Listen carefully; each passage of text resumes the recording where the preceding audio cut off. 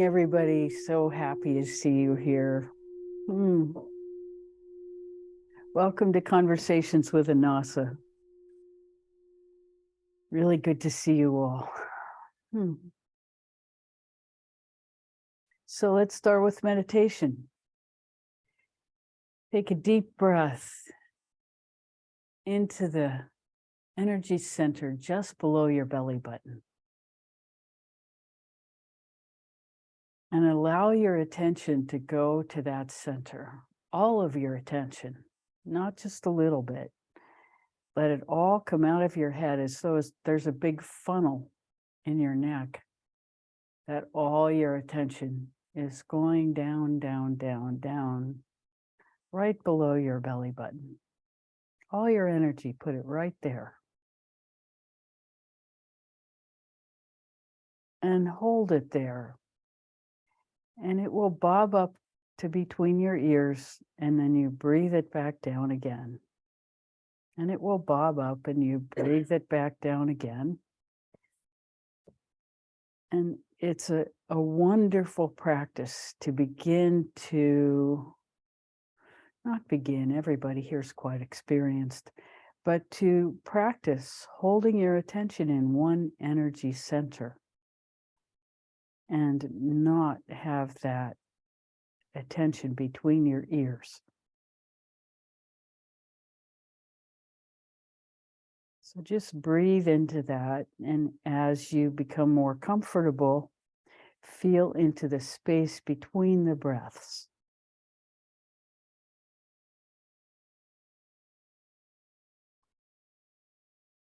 And sometimes it's nice to imagine the Om sound between the breaths.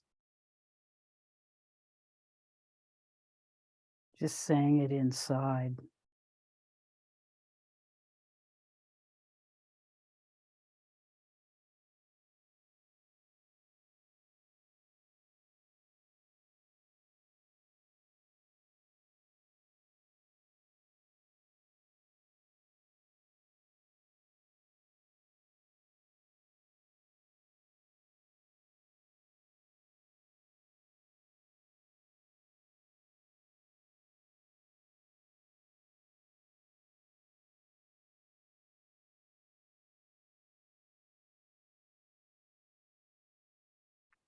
And feel the natural expansion that takes place when you do that.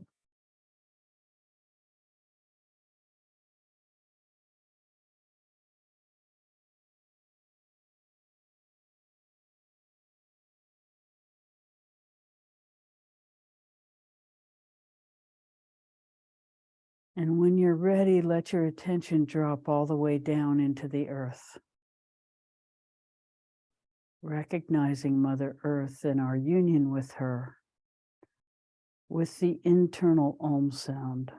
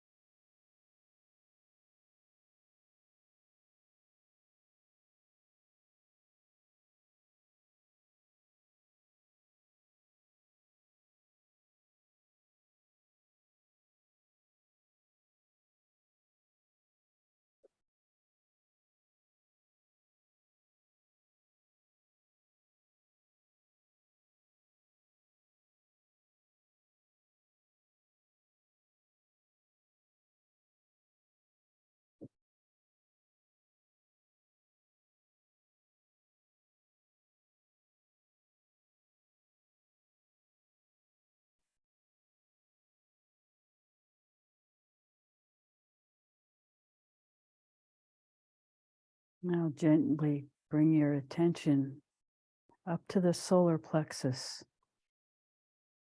just below the rib cage. Breathe into that space.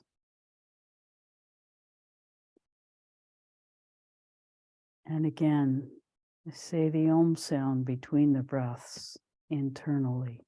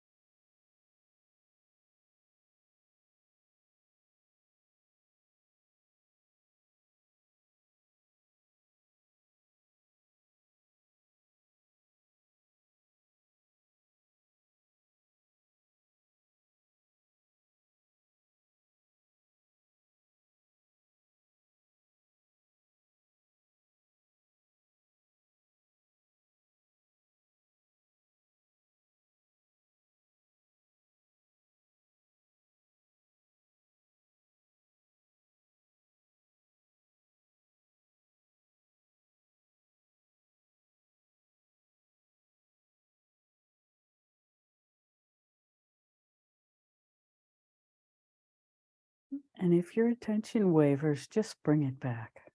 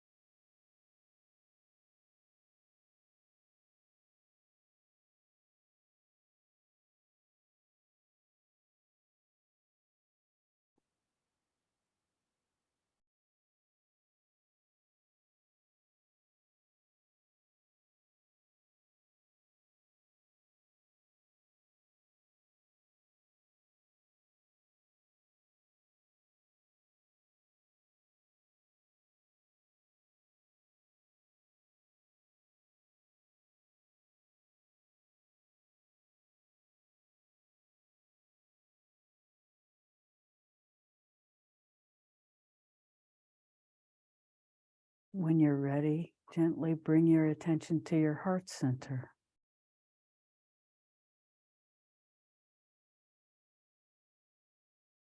Say the Om between the breaths.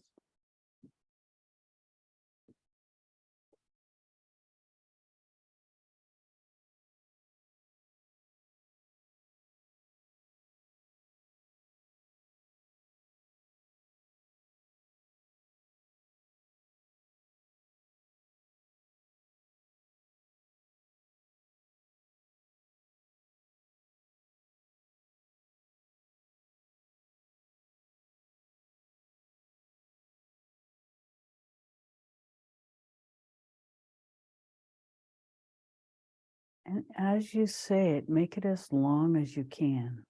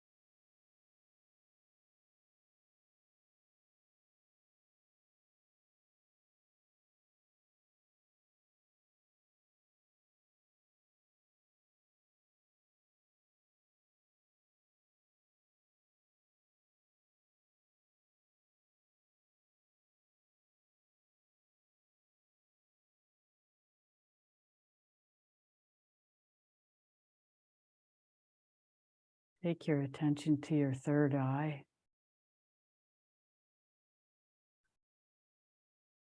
And say the Om sound as long as you can in the space between the breaths.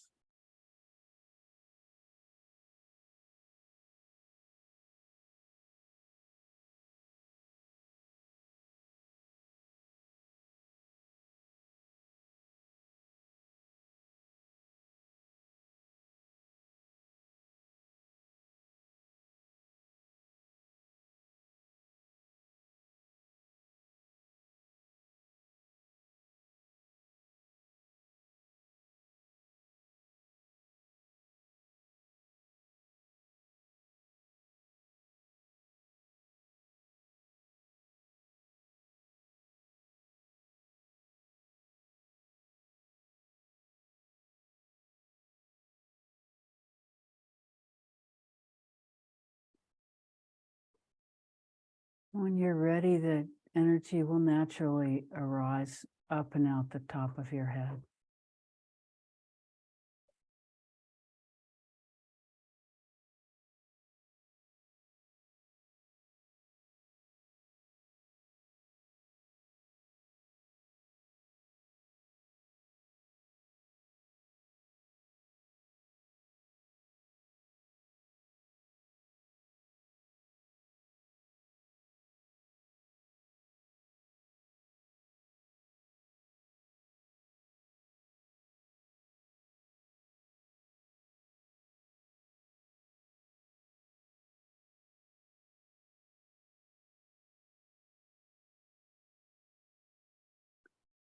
Follow it down as it rises like a spring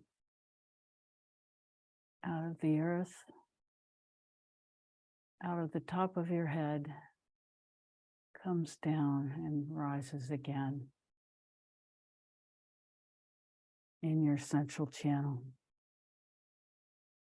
And this is in 360 degrees.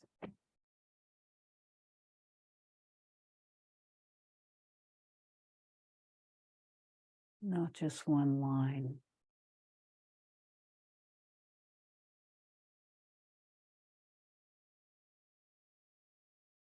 And somewhere you might, in the central channel, feel for the channel itself, which is as wide as you want to feel it to be. It's not a static size. And within it, there are channels. You can visualize sort of like the twining of a candy cane. There are two of them, one that goes on one side and one on the other. And the points where they join are the energy centers that we've been feeling. So you can use your practice to incorporate that vision over time. And it's both a vision and a perception that is already there. And it's our awareness of it that we're cultivating. Because in that awareness,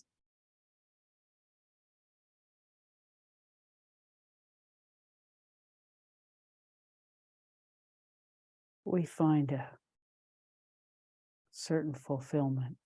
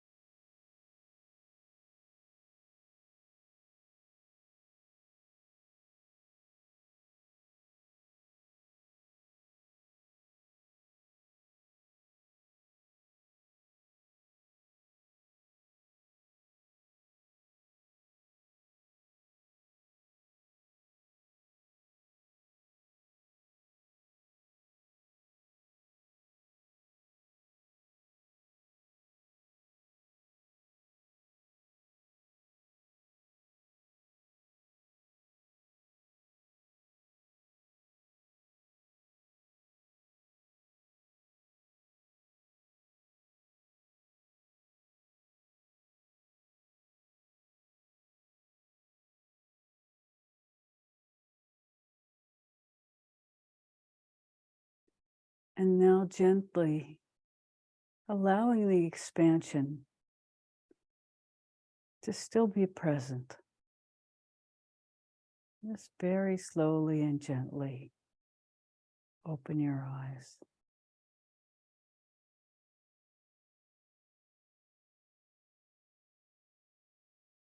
And feel what it is to be in two places at once.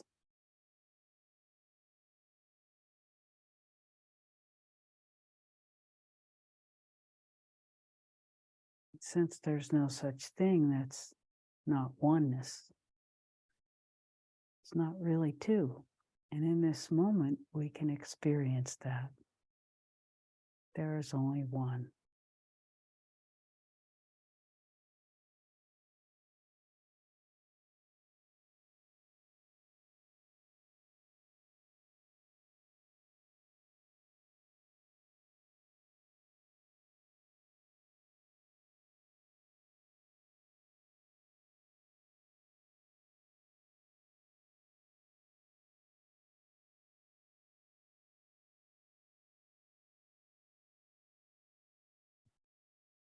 And that one is an ocean.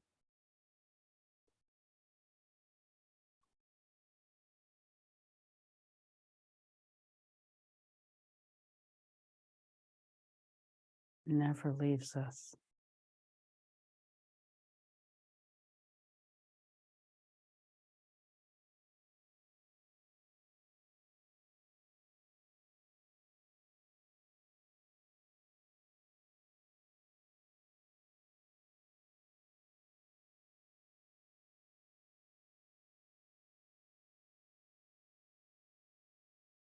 And when you find within yourself that which doesn't change,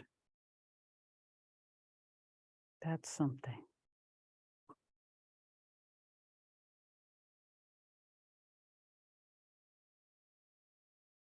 Beyond words.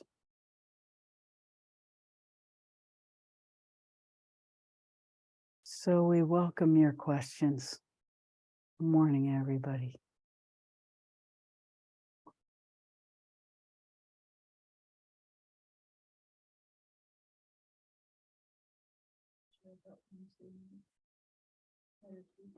Oh, I am being reminded to share with you that we started something new in Wednesday night meditation, which happens at 7.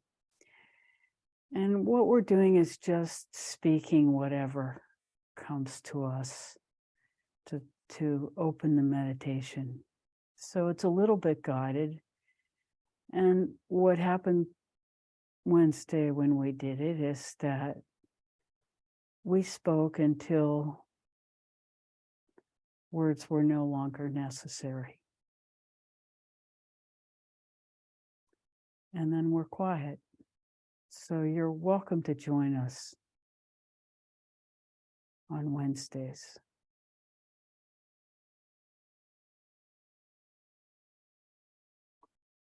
So how may we serve today?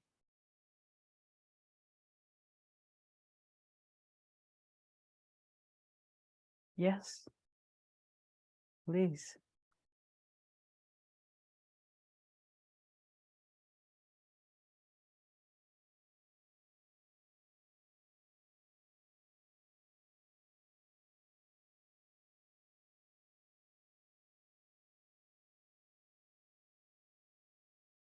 Andrew, you have anything? Brenda?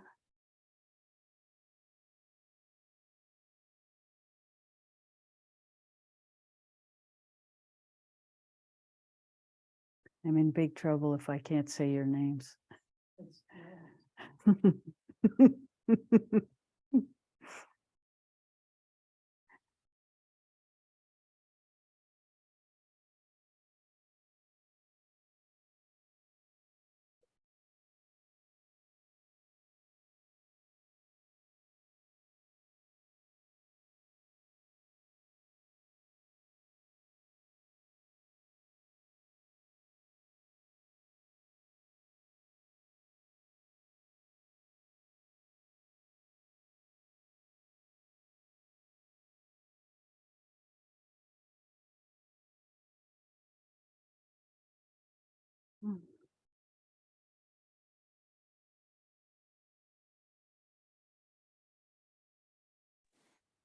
Morning, Rebecca. Good morning, Drew. Oh, sorry. I think that reason no longer exists. Oh, okay. I've been told that reason for privacy no longer exists. So here we are. No worries. So Uh, what So can we say? I came across a little quote, and it's about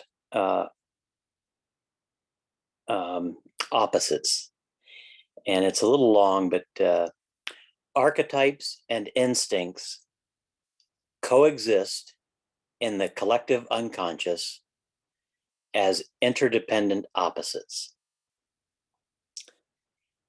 And that kind of got me thinking about the idea that opposites are the same two sides of one coin. And that gets to all is unity or one. And I don't have a specific question about that, but it seems to, even as big as good or evil, or the perception of things are not always what we first react or assume them to be. And I just wondered if you could expand on that idea of opposites being in union.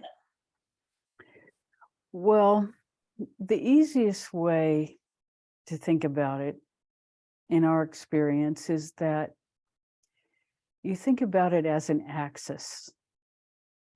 That one end of the axis is, for example, the archetype, and the other end of the axis is the instinct. So they are intimately connected. And the space in the center of that axis is where the understanding, the balance point between the two opposites exists. And we would say it differently from archetype and instinct. We would say matrix of belief and reaction. And then we would visualize the matrix of belief in really multidimensionally, but as a ball. So it's a whole encapsulation, every matrix of belief that is contained on the surface of that ball. And there's a balance point in the center that is equanimity.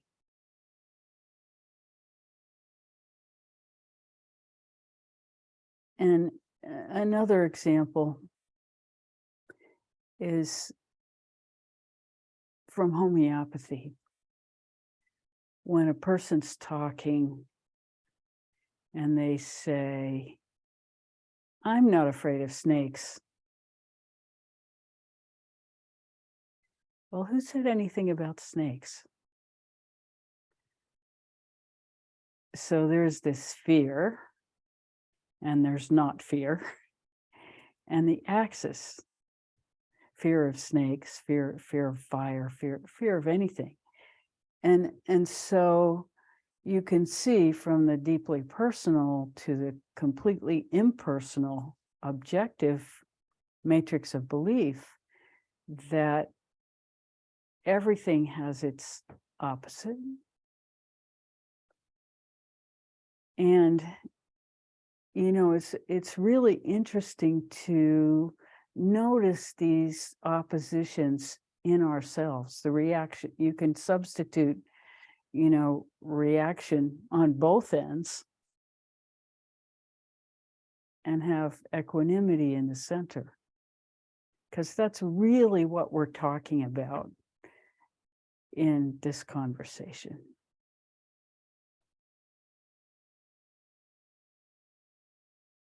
And it helps to develop a great deal of intellectual flexibility to imagine the opposite of your opinion.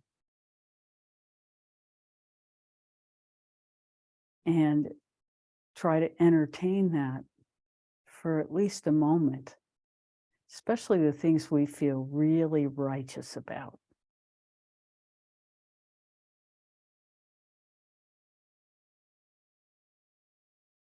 And understand that there's some truth in everything.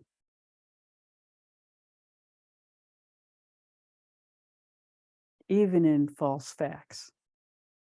Because, you've played the game of telephone where you start with one statement at the end of a line and you whisper it to the next person who whispers it to the next person. And, depending on how many people you have, it gets really far out what it becomes at the other end of the line.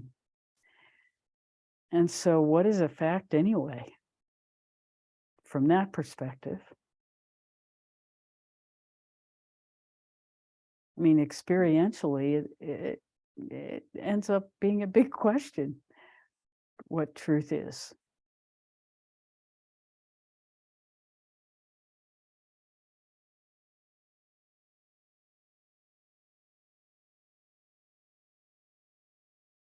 And, other things like justice. Justice for one person is complete sin for another one.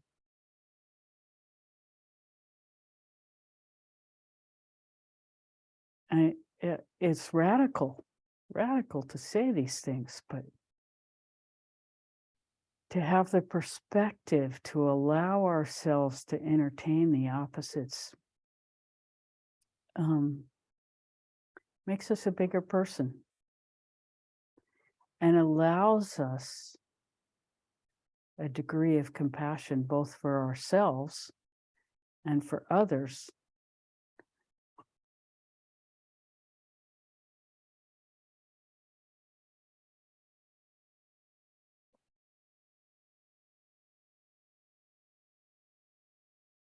Because we all get stuck in rigidity.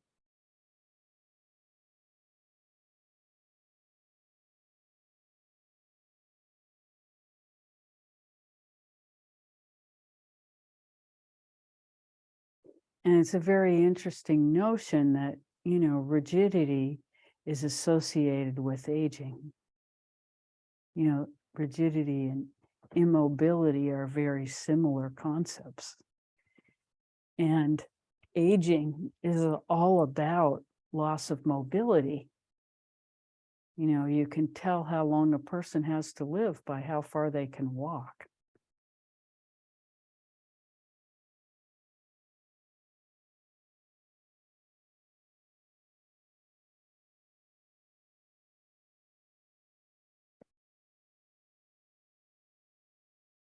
Of course, that's not true in every case, which kind of proves the whole point of what we're talking about. But mobility and flexibility, there's great value in cultivating that in ourselves in every dimension of our being, physical, mental, emotional, and spiritual. Spiritual mobility is really expansion and contraction at its best. When we are aware of our participation in expansion and contraction, as much as we can be.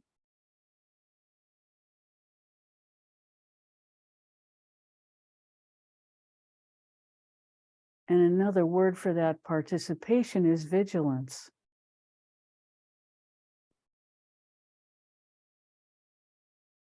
Vigilance about where our attention is leading us in a given moment.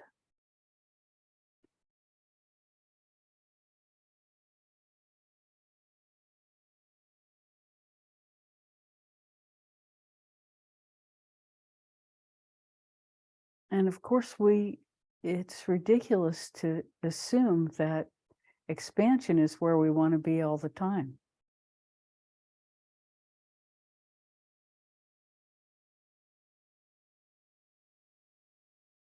It would be like holding your breath, either in or out.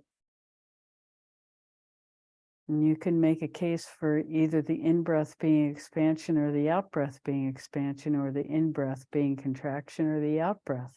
It's all a matter of perspective. But it's the stillness in between that is beyond perspective.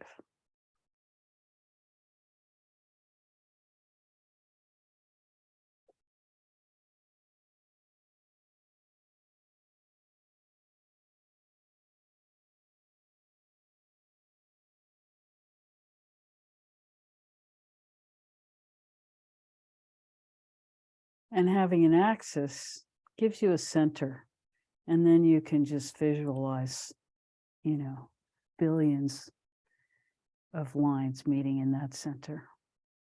And it's not a point, it's an awareness.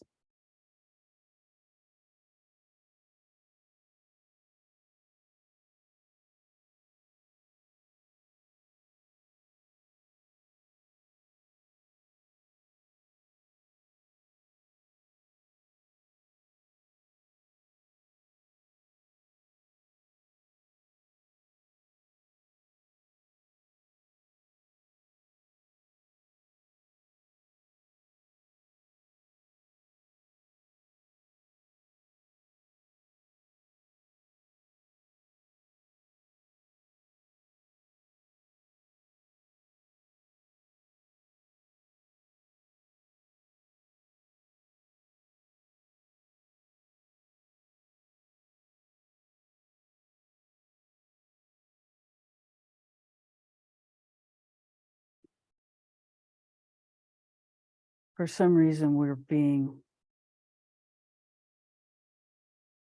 shown a reminder that whenever we feel like we're out of touch with our center, with our beingness, it's helpful to begin to reset by running white light as though we're standing under a shower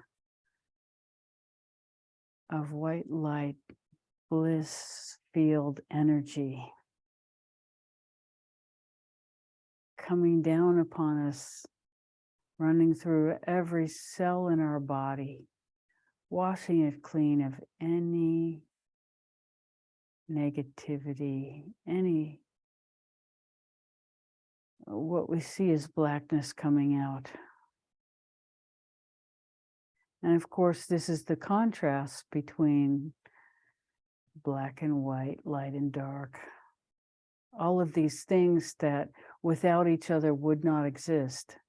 And in the center is the space.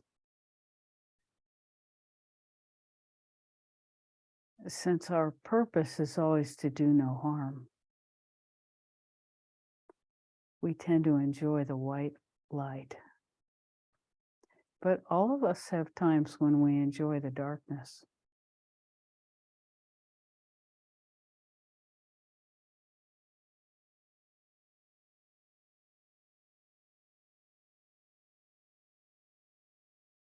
And the worst thing about darkness is our self-condemnation.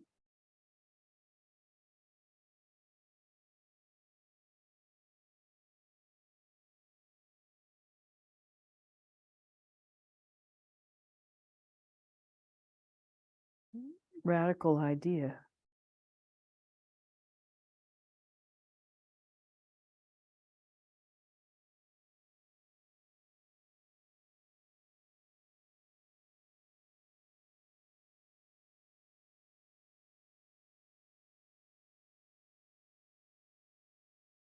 But being in the habit of compassion for our own self-condemnation brings us to the capacity to have compassion for others.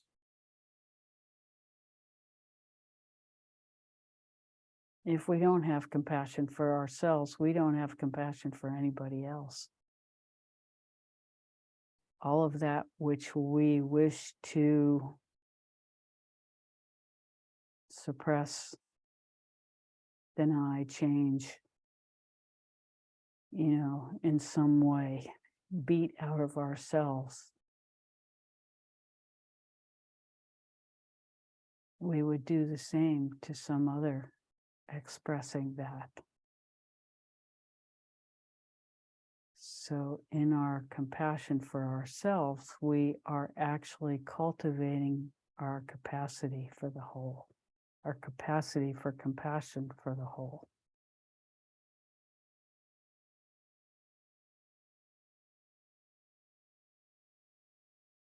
This is very much against the rules-based philosophy.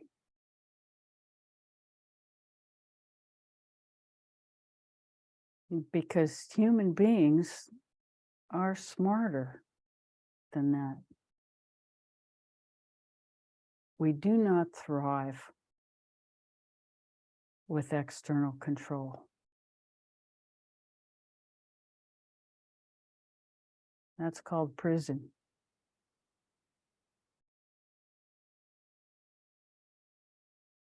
Creativity thrives in abundance.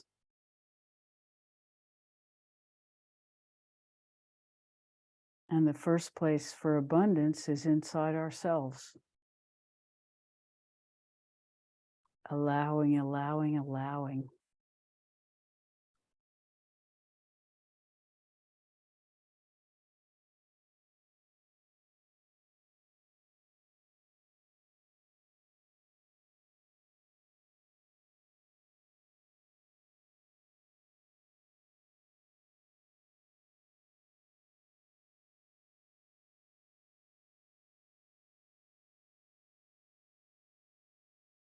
And as we cultivate flexibility, that's called learning. So we don't condemn ourselves for what we don't know through inexperience. That just creates a block to further experience.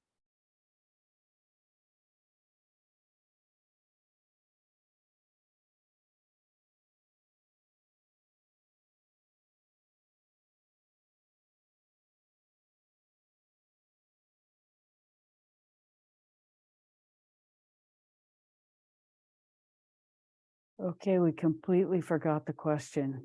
Did we answer it? Hmm.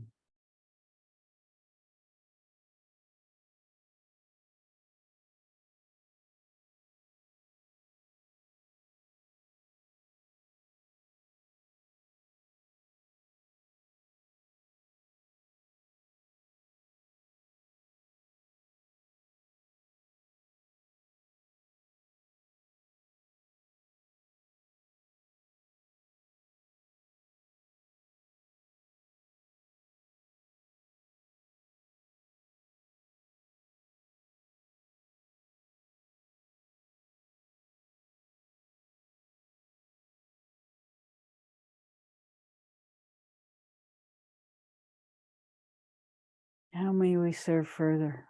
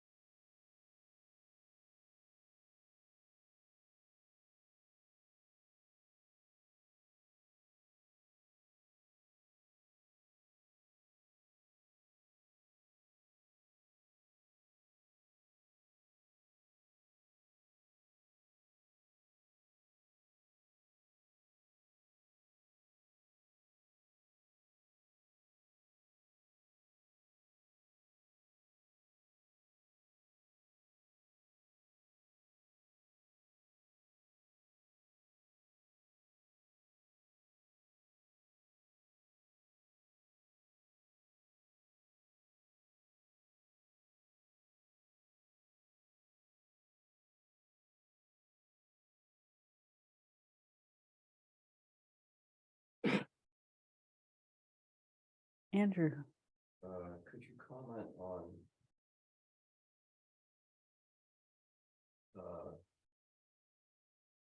mantra or chanting or some practice like that versus, maybe not versus, stillness?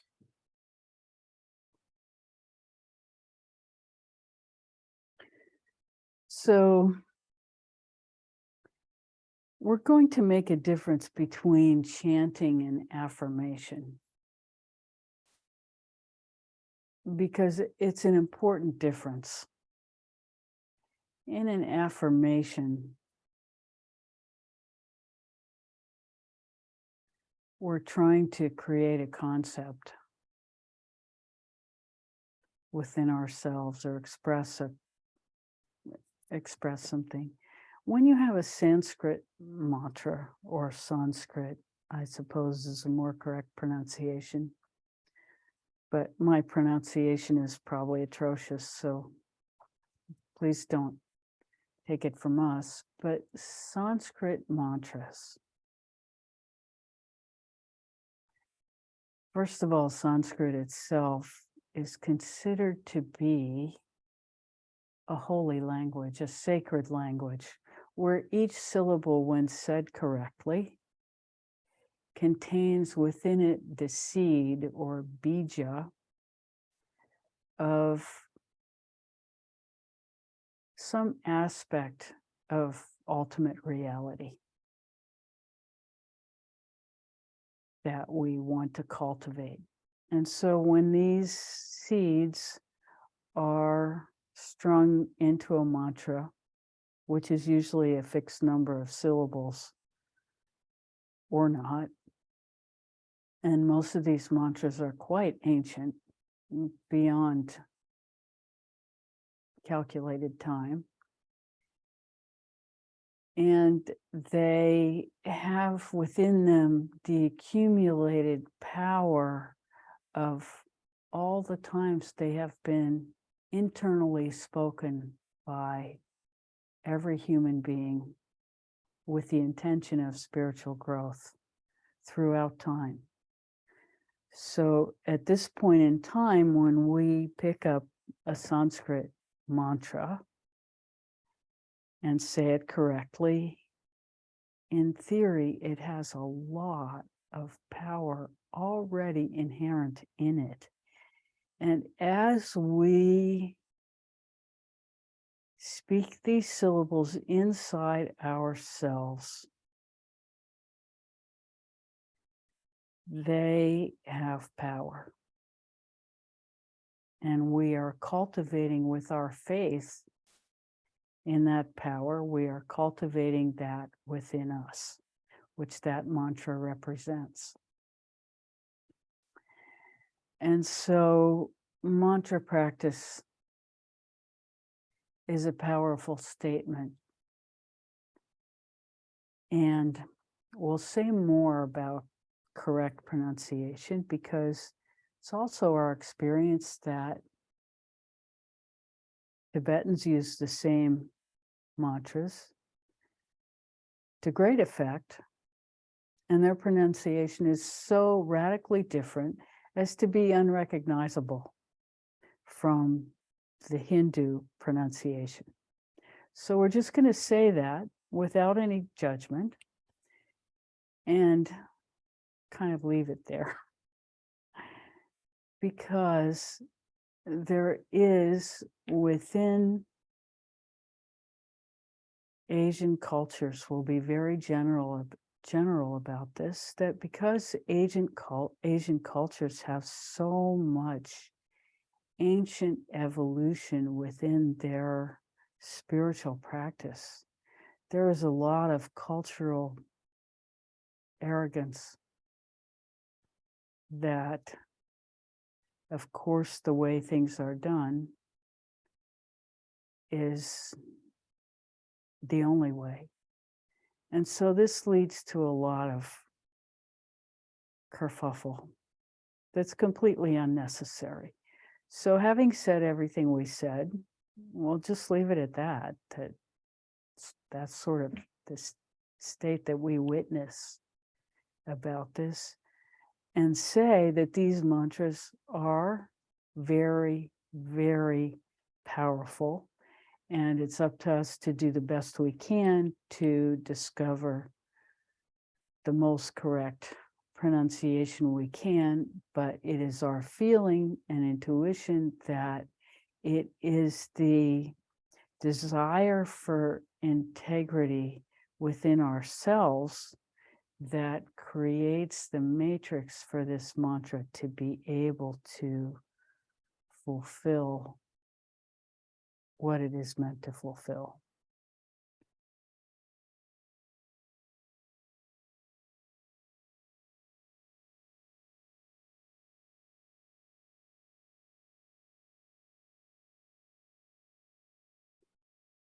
And that if we were invited to give a mantra to humanity, well,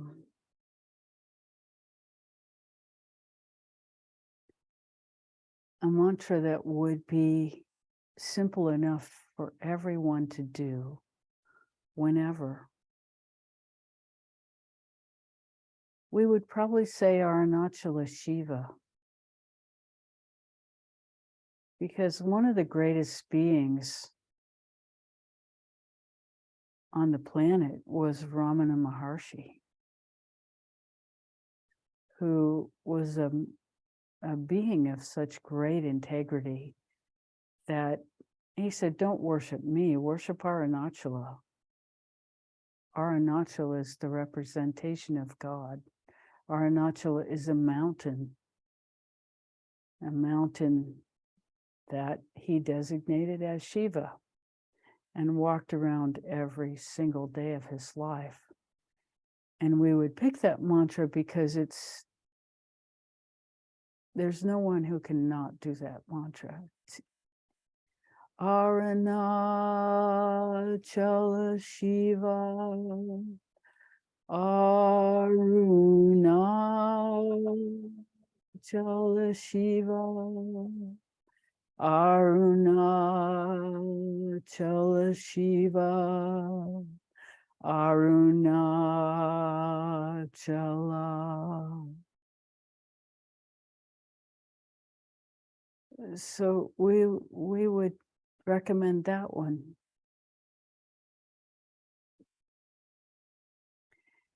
And then, with the intention of enlightenment, whatever that is, we would say the Triambakam. Triambakam yajamahe sugandhim pushtivartanam orvarukamiva bandhana mrityur mukshivamamrutata. So there are literally thousands and thousands, probably hundreds of thousands of mantras that each one has value. And generally mantras are given by a guru, someone designated as a Hindu purveyor of knowledge. We are not that. We don't claim to be anything like that. We are a source of information, which is different because there's no particular agenda in what we do. And in our knowledge base, there is an awareness that in Indian culture,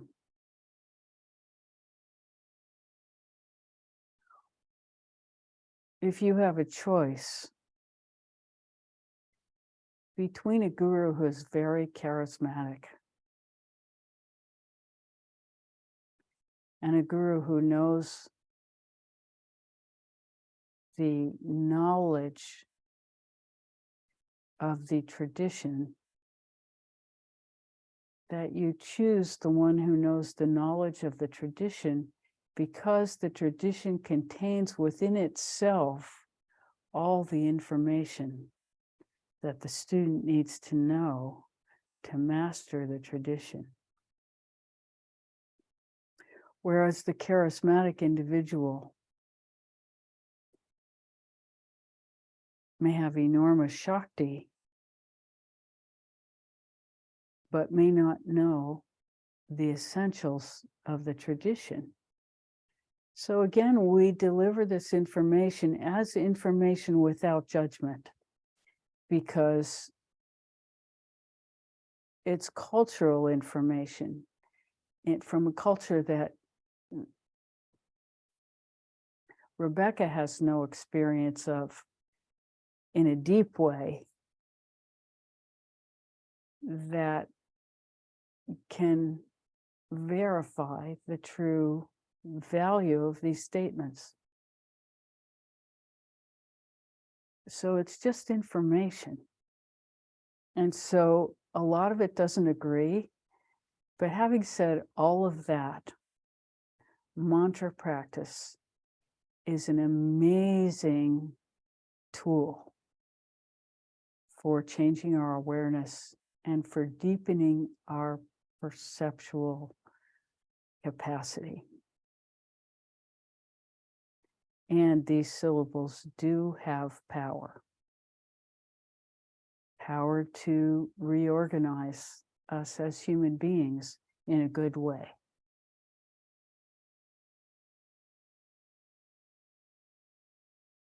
Does that answer the question? Well, I think so. My question was really about the choice of doing mantra practice versus just going into the stillness. And, maybe you can do the latter better if you do the former. I don't know.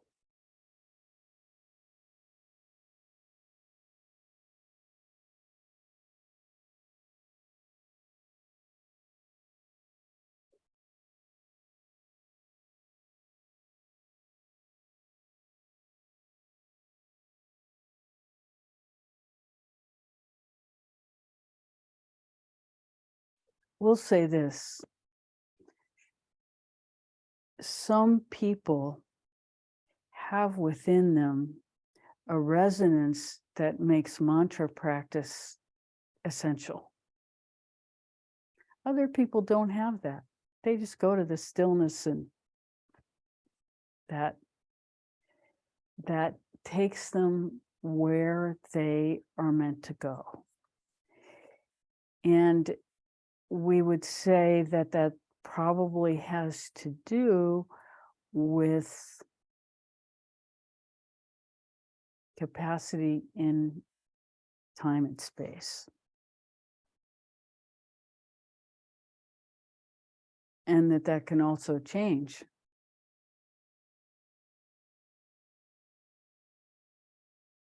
And part of these statements is arising out of, a study of Vedic astrology, which lends itself to the idea that there are trends and possibilities that are inherent in our being from the time we were born, and that has something to do with karma over time that gives us access in some ways that are easier for us than others, and that can be seen in the particular person's chart, with the understanding that all of that can change.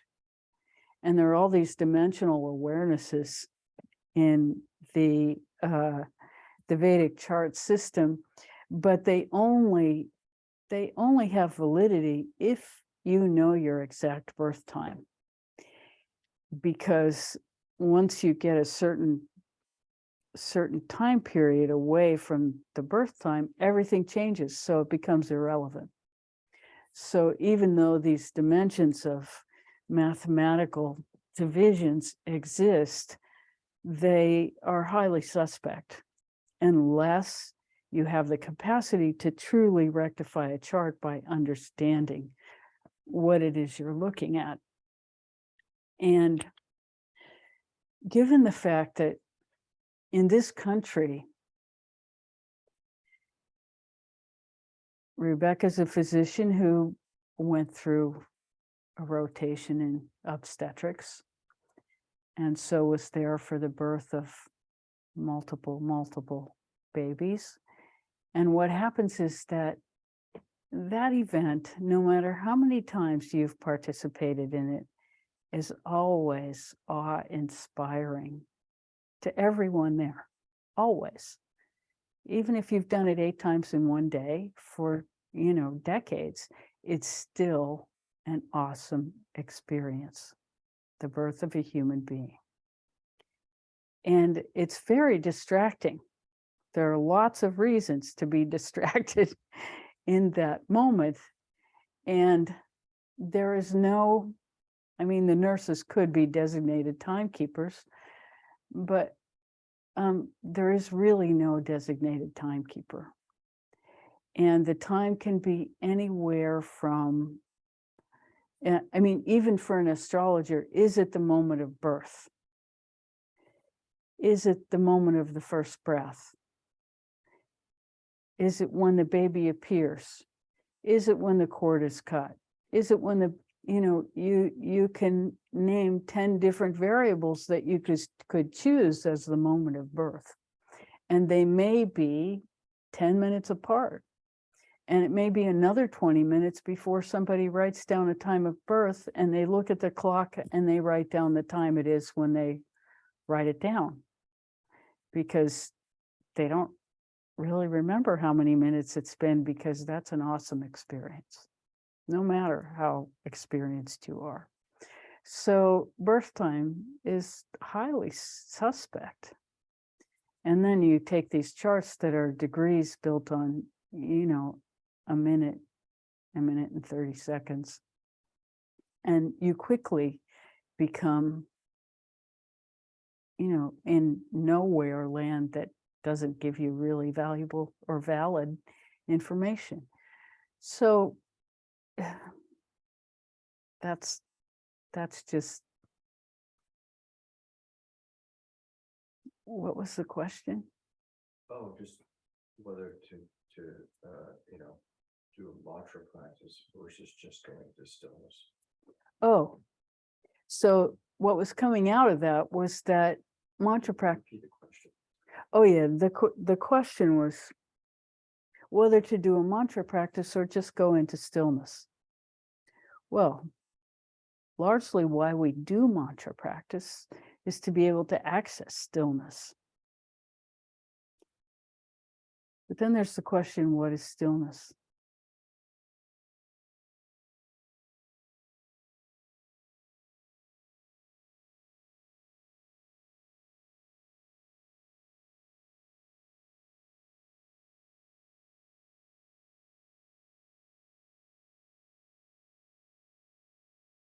So we're demonstrating that.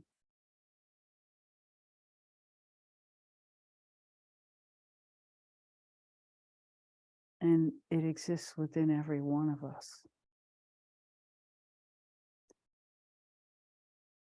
Very often when we go into stillness, we get distracted out of it, either by our mind or our mind. And mantra can bring us back.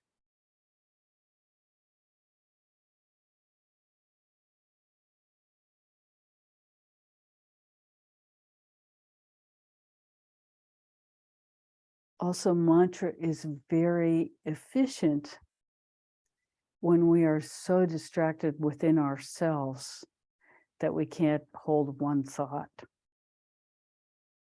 So if we have a mantra that we've practiced regularly, we can bring ourselves back to ourselves by saying the mantra until we become sane again.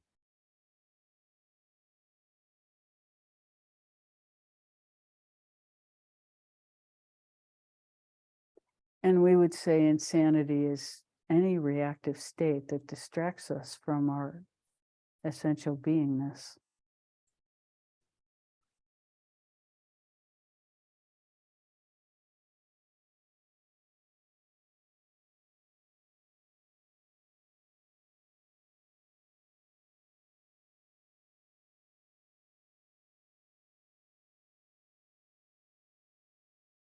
Does that answer the question?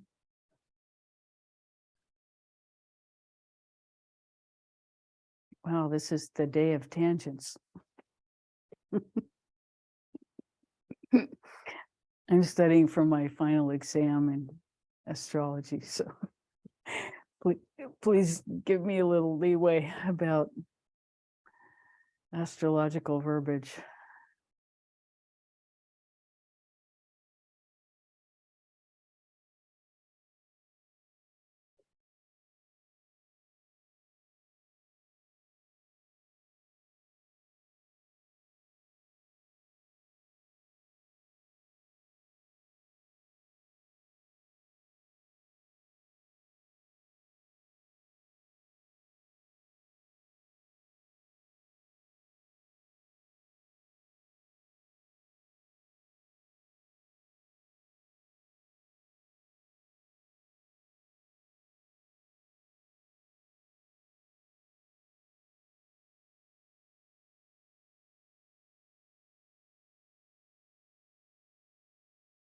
Yes.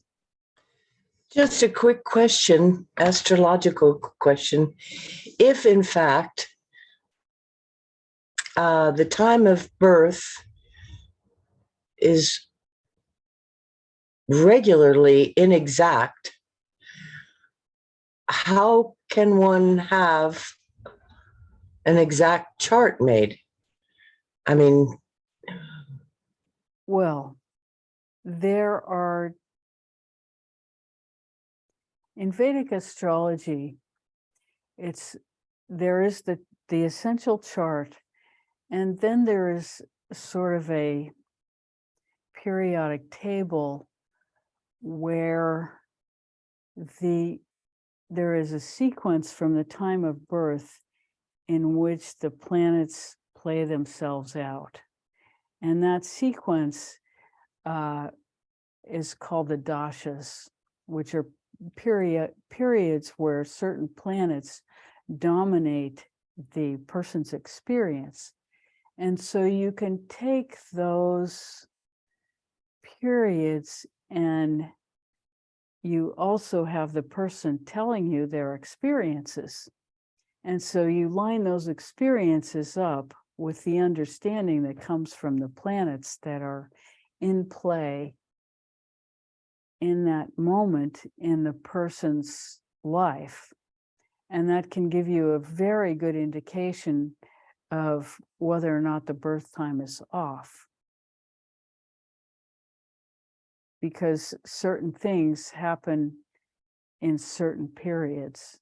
And so if there is a big discrepancy, then you can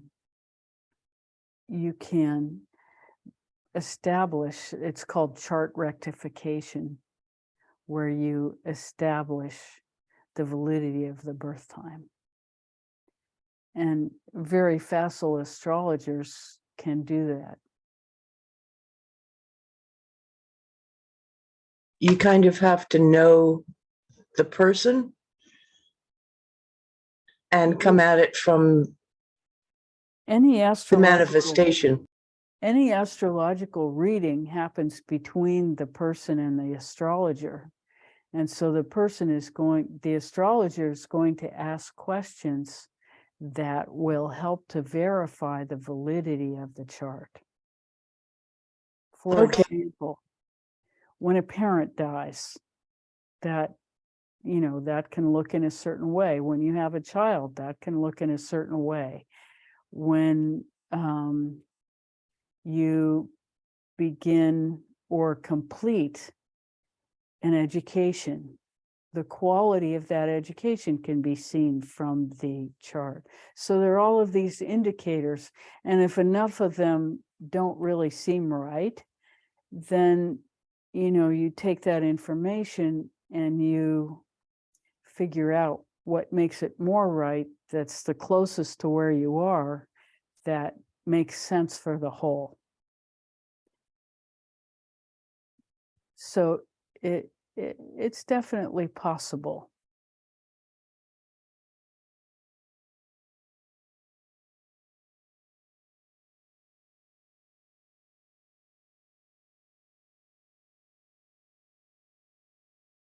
Not a level of skill that I've attained at this point, but I can see how it's done. And, you know, I could say enough to say, well, you should maybe get this chart rectified.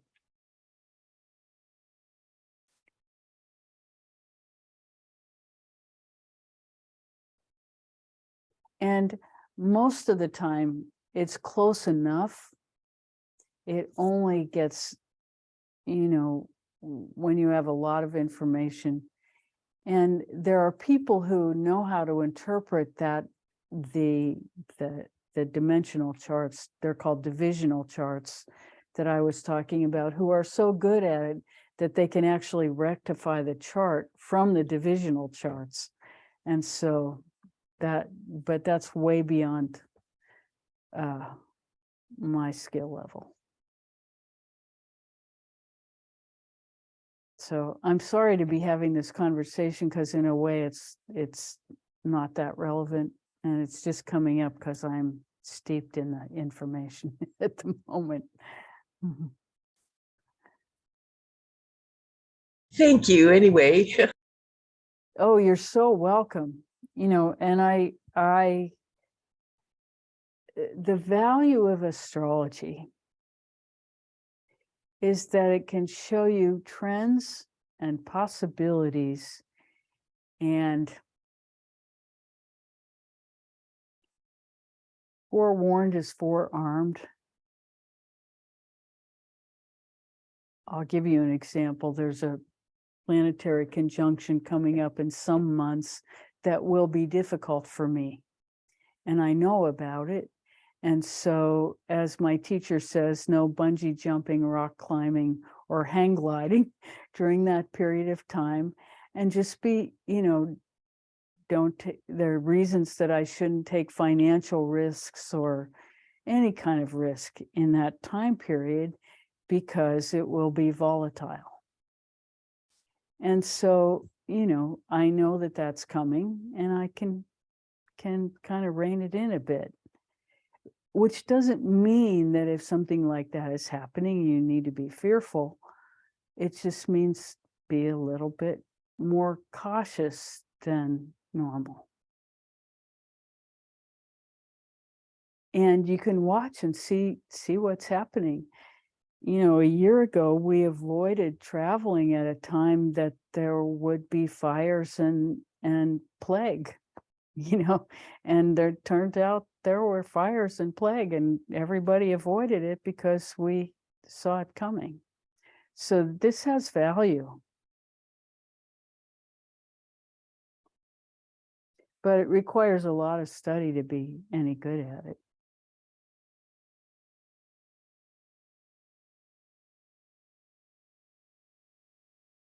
Yes.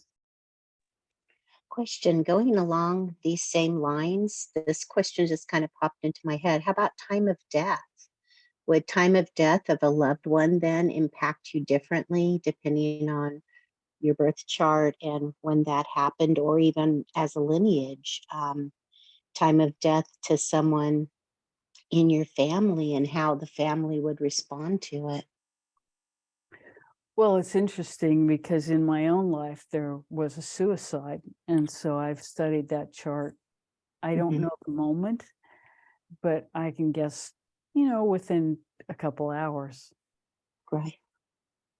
And studying that chart, first of all, since I've studied some of the members of my family's chart, I can see that the person would have a difficult time.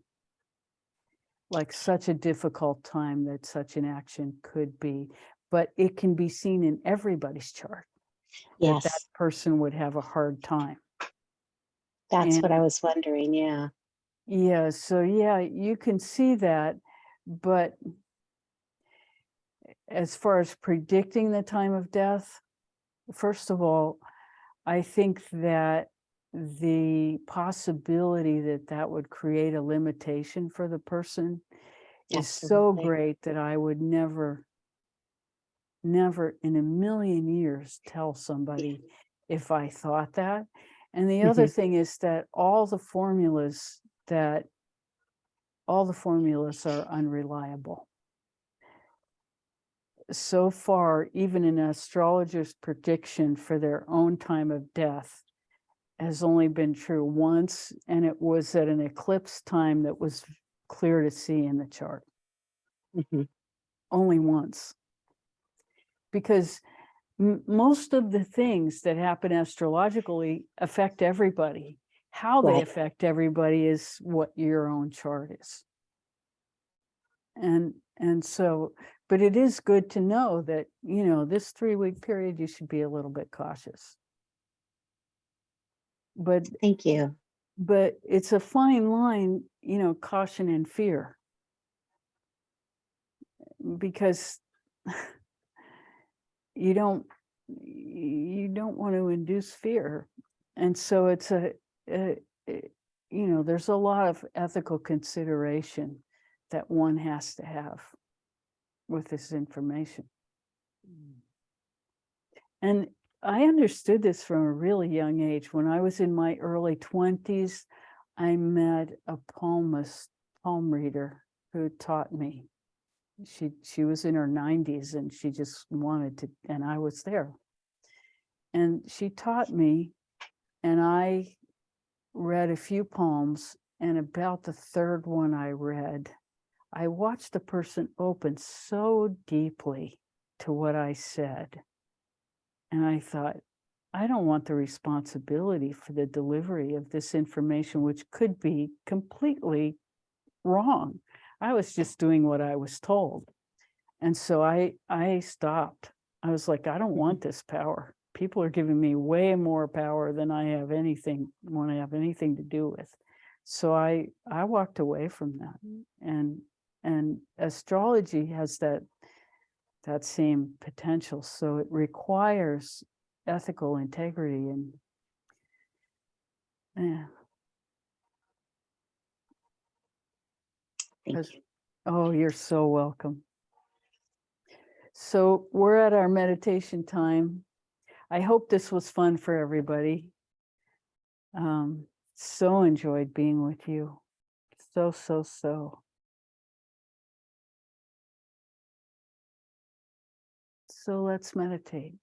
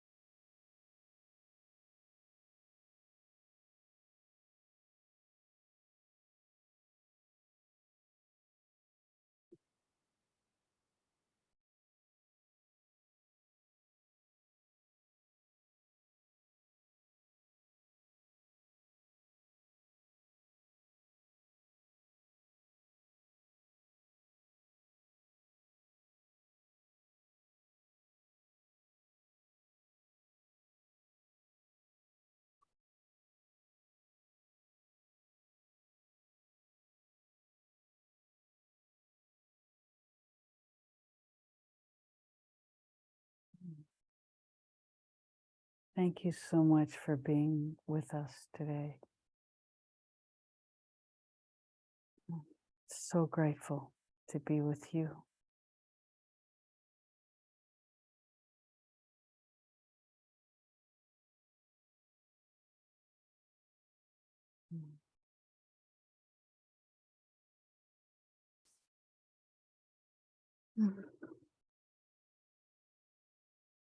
Till next time.